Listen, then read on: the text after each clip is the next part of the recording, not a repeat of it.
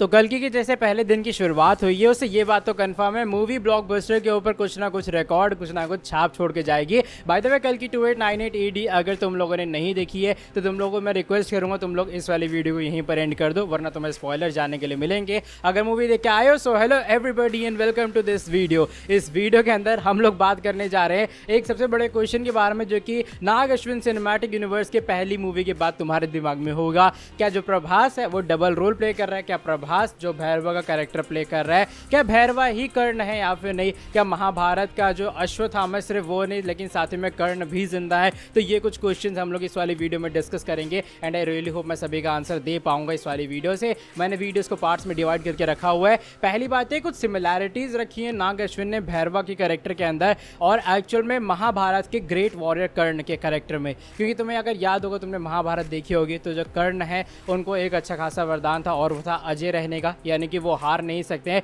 उन्हें कॉन्कर करना बहुत ज़्यादा मुश्किल है। और आखिरी में जब उनकी एक्चुअल में वीर गति को प्राप्त हुए थे, उनको रियलाइज़ हुआ था, कृष्ण जी ने करवाया था कि भाई तुम्हारी ये गलती है, तब जाके वो हारे थे या फिर तब जाके वो वीर गति को प्राप्त हुए थे। तो कहीं ना कहीं भैरवा और ये जो अजय वाला कैरेक्टरिस्टिक्स था मैं कहूँगा कर्ण का, उसमें और भैरवा में सिमिलैरिटी, क्योंकि मूवी के प्लॉट में काफ़ी बार भैरवा ने कहा है कि भाई मैं तो कभी भी फाइट नहीं हारा हूँ, मेरा रिकॉर्ड चेक कर लो। इवन जब वो मानस जो कि कमांडर था यास्किन वाला, उसको भी कहता है कि भाई मेरा तुम रिकॉर्ड चेक कर सकते हो, मैं अभी तक हारा नहीं हूँ कोई भी फाइट, जब तक वो अश्वत्थामा के सामने नहीं आया था। वो अश्वत्थामा से ऑफकोर्स काफ़ी भैरवा भयंकर वाले पिटे भी थे मूवी के अंदर। लेकिन एक कैरेक्टर जो सिमिलैरिटीज़ है वो मेरे हिसाब से एक बहुत इंपॉर्टेंट चीज़ नोट करने वाली है, बिकॉज मूवी में ऐसे बहुत सारे प्लॉट्स हैं, मूवी में ऐसी बहुत सारी चीज़ें हैं जो कि एक्स्ट्रा डिटेलिंग की तरफ ध्यान दिया गया, जो कि मैं आगे भी इस वाली वीडियो में बात करूंगा। तो ये एक सिमिलैरिटी है कर्ण के कैरेक्टर के अंदर या फिर जो भैरव का कैरेक्टर यहाँ पर यूज हुआ है मूवी में। एक और जो बड़ी चीज़ है या फिर जो बड़ा क्वेश्चन है, जो आर्मर पहन रखा था भैरवा ने, बहुत सारे लोग कह रहे थे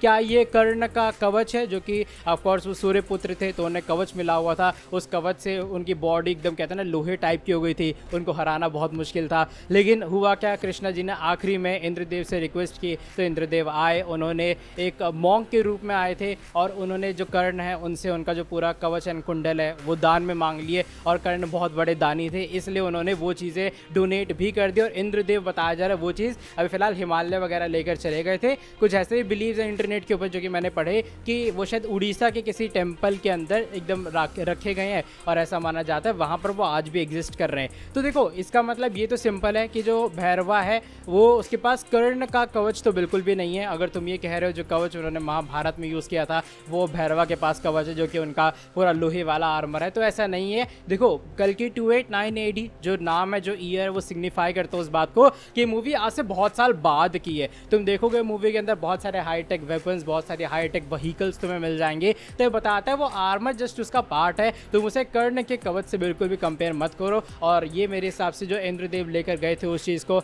और वो कर्ण के पास जब खुद नहीं बचा तो कर्ण की जो चीज़ें वो भैरवा के पास कैसे आ जाएंगी, डिस्पाइट उसके अगर तुम मान भी रहे हो कि दोनों सेम लोग हैं या फिर उनका ही आने वाला अंश है। तो इसलिए ये कर्ण के कवच वाली चीज़ तो बिल्कुल भी मेरे हिसाब से गलत है सोचनी। अच्छा, एक और जो चीज़ है वो ये कि कुछ ऐसे मैंने चीज़ें पढ़ी इंटरनेट के ऊपर कि जब कर्ण मर रहे थे या फिर जो आखिरी में उनकी इच्छा थी वो कृष्णा जी को लेकर उन्होंने 3 इच्छाएं मांगी थी। एक इच्छा उसमें से ये थी कि जो कर्ण है जब भी कृष्णा जी का अगला जन्म होगा वो तब होगा जब कर्ण का रूल होगा इस धरती के ऊपर। भैरवा क्या कर रहा है, भैरवा अपने आप को इस्टेब्लिश करने का ट्राई कर रहा है, वो कॉम्प्लेक्स जाने का ट्राई कर रहा है, और मुझे लग रहा है अगले पार्ट में भैरवा थोड़ी डोमिनेशन दिखाने का ट्राई करेगा या फिर वो ये ट्राई करेगा कि भाई मैं अभी फिलहाल एकदम सुप्रीम बन जाऊँ, क्योंकि उसके पास पावर्स आ जाएंगे, वो बाउंटी हंटर है, वो कॉम्प्लेक्स में जाएगा तो कहीं ना कहीं पावर गेन करने का ट्राई करेगा। 2 विशेज़ और ये थे कि जब भी कृष्णा जी का अगला जन्म होगा वो अपने इस वाले रूप के अंदर जो बैकवर्ड क्लास के लोग हैं या फिर जो छोटे लोग हैं, जैसे कर्ण के साथ बहुत सारा भेदभाव हुआ था, राइट, तो उस वाली चीज़ को वो करेक्ट करेंगे। और एक और चीज़ ये कि उन्होंने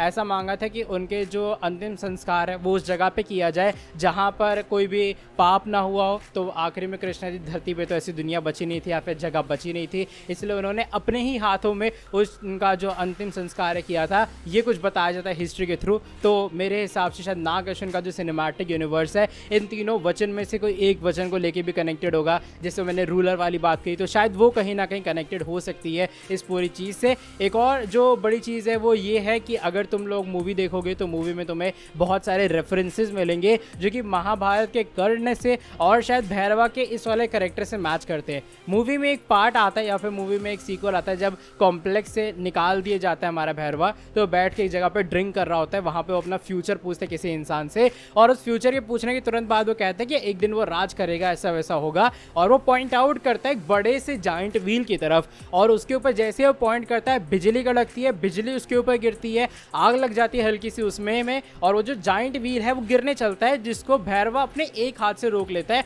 और उसको पुश बैक करके सब लोगों को प्रोटेक्ट कर लेता है। और तभी वहीं से बात आती है कि भाई ये वो बंदा है जो कि अब लोगों को प्रोटेक्ट करेगा। अगर तुम लोग मूवी देख के आए हो, शायद तुम्हें मूवी के अंदर ये ग्लिम्स जो है वो याद आएगा महाभारत वाले सीन का, जहाँ पर कर्ण खुद उतरे थे अपने रथ से और जो पहिया उनका धंस गया था ज़मीन के अंदर, उन्होंने खुद उस चीज़ को निकाला था। तो वो थोड़ा बहुत सिमिलैरिटी यहाँ पर दिखाई गई है मूवी के अंदर, जो कि छोटी छोटी मैंने कहा हाईलाइट जो फ्रेम्स है मूवी के वो सही में बहुत ज़्यादा कमाल के हैं। तो इसलिए बहुत सारी चीज़ें नोट करने वाली हैं जिस तरीके से चीज़ें पोर्ट्रे हो रही हैं। और जैसा मैंने कहा जो कर्ण का कवच है वो इंद्रदेव लेके गए थे और वहाँ पर अचानक से बिजली आ गई आउट ऑफ नोवेयर, तो शायद नाग अश्विन इस वाली डिटेलिंग को भी दिखाना चाहेंगी कहीं ना कहीं कि किस तरीके से ये दोनों चीज़ें भी कनेक्टेड हैं। अच्छा, एक और जो चीज़ यहाँ पर नोट करने वाली है वो अंश वाली बात आ रही थी। देखो, चिरंजीवी होता है, चिरंजीवी वो इंसान जो कि बहुत सालों से जिंदा हो, और चिरंजीवी का मतलब ये नहीं है कि कर्ण का एक आने वाला इनकारनेशन हमें कल की 2898 AD में देखने के लिए नहीं मिलेगा।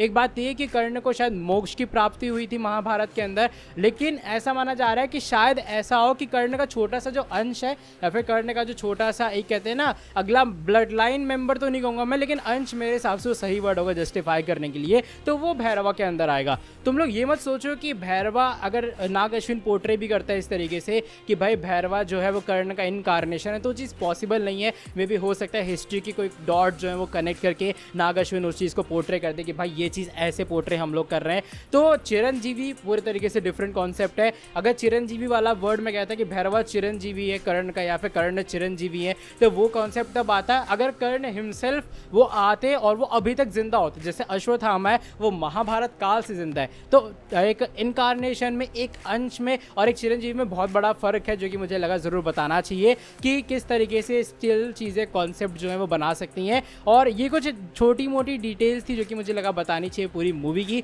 अच्छा, एक और जो बड़ा क्वेश्चन अभी फ़िलहाल रह गया है वो ये कि जिस तरीके से आखिर में पोर्ट्रे हुआ, फिर भैरवा अपने रूप में वापस आ गया, और तुमने देखा होगा उससे पहले जस्ट ये पूरा फाइट सीन हुआ है, उससे पहले जो छोटा बच्चा होता है अमिताभ बच्चन यानी कि अश्वत्थामा के साथ में, उसको कहानी पोर्ट्रे कर रहे होते हैं कि भाई ये जो मेरे हाथ में स्टिक है, जो उनके हाथ में छड़ी है, वो एक्चुअल में महाभारत के ग्रेट वॉरियर की है, और जब वो ग्रेट वॉरियर चला गया, इस जो छड़ी है, ये जो स्टिक है, इसकी ताकतें भी जा चुकी है। तो कहीं ना कहीं ये कंफर्म करता है कि जो कर्ण है वो एक्चुअल में अभी फिलहाल जिंदा नहीं है, वो पूरे तरीके से उनका कहते हैं ना वो अवीर गति को प्राप्त हो चुके थे महाभारत वॉर के अंदर। तो ये चीज़ नाग अश्विन सिनेमैटिक यूनिवर्स के अंदर भी पूरी तरीके से क्लियर कर दी गई है। लेकिन जैसे ही वो छड़ी वो जाती है अपने भैरवा के हाथ में, वो अचानक से एक्टिवेट हो जाती है, उसकी पावर्स वापस आ जाती हैं। जबकि अश्वत्थामा के पास जब वो चीज़ थी, उन्होंने साफ कहा था कि जब वो वॉरियर चला गया इसकी ताकतें भी चली गई, लेकिन भैरवा के हाथ पे आने पे अगर वो ताकतें वापस आ रही है तो कहीं ना कहीं कुछ कनेक्शन डेफिनेटली है। अब मैं ये नहीं कहूँगा ये पूरे तरीके से पार्ट है या फिर पूरे तरीके से भैरवा ही कर्ण है, प्रभास ड्यूल रोल प्ले कर रहे हैं, लेकिन शायद आने वाले सीक्वल के अंदर ये एक मेन की कंट्रोल है या फिर एक मेन की कॉन्सेप्ट है जो कि भैरवा को एक बाउंटी हंटर से एक मेन कैरेक्टर के अंदर लाएगा और उसे कल की जो काली है या फिर जो यास्किन है उसके साथ फाइट करने में वो चिरंजीवी की हेल्प करेंगे। और हाँ, एक और जो बिलीव हो ये भी आ रहा है सामने कि नाग अश्विन सिनेमैटिक यूनिवर्स है, इसको पूरे तरीके से हिस्ट्री से कनेक्ट करना शायद हल्का सा गलत होगा। मे भी हो सकता है नाग अश्विन जो है वो हिस्ट्री का एक इंस्पिरेशन ले रहे हैं उसको बनाने के लिए, क्योंकि महाभारत के कुछ जो फ्लैशबैक्स है वो दिखाए गए। काफ़ी लोगों का ये भी कहना है कि अश्वत्थामा और जो कर्ण बहुत अच्छे दोस्त थे, तो जस्ट एक ग्लिम्स दिखाया गया था कि भाई जो कर्ण है वो हेल्प करने के लिए अश्वत्थामा की, जो कि उनके बहुत अच्छे दोस्त थे, ताकि जब भी उनको ज़रूरत पड़े तो एक तरह का था ना कि कर्ण अभी भी अपने वचन को निभा रहा है, तो शायद उस चीज़ को दिखाने के लिए भी अपने नाग अश्विन ने इस वाले पूरे कॉन्सेप्ट को दिखाया। तो बस ये कुछ पूरी डिटेलिंग थी अपने वीडियोज़ की जो थ्योरीज आ रही हैं सामने उस चीज़ की। ओवरऑल बस मैं ये कहूँगा कुछ कनेक्शन डेफिनेटली है, जो मैंने तुम्हें स्टिक वाली बात बताई स्पेशली उसके कारण।